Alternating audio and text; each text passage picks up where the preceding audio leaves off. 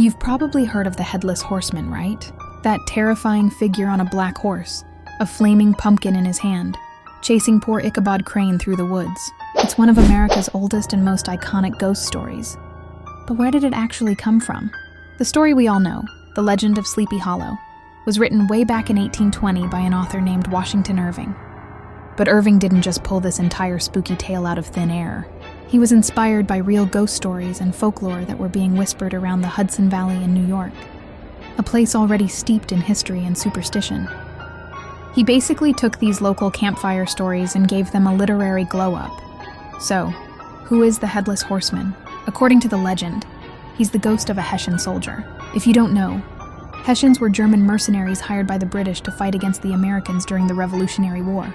This particular soldier, as the story goes, had a very, very bad day at the Battle of White Plains. A stray American cannonball came flying in and, well, took his head clean off. They buried his body in the cemetery of the old Dutch church of Sleepy Hollow, but his head was left behind on the battlefield. Now, his restless, headless spirit is cursed to ride every night from his grave, furiously searching for his lost head. He gallops through the darkness, a specter of war, forever seeking what he can never find. But there's a catch. He has to return to the cemetery before sunrise. The legend says his power ends at the old Dutch bridge, the very one Ichabod Crane desperately tries to cross.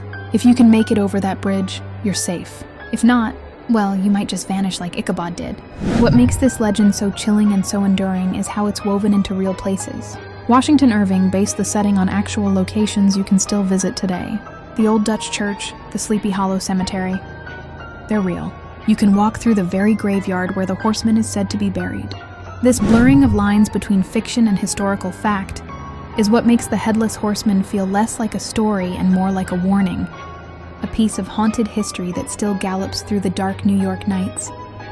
If you like this content, don't forget to like, share, and subscribe. Smart history for dumb times.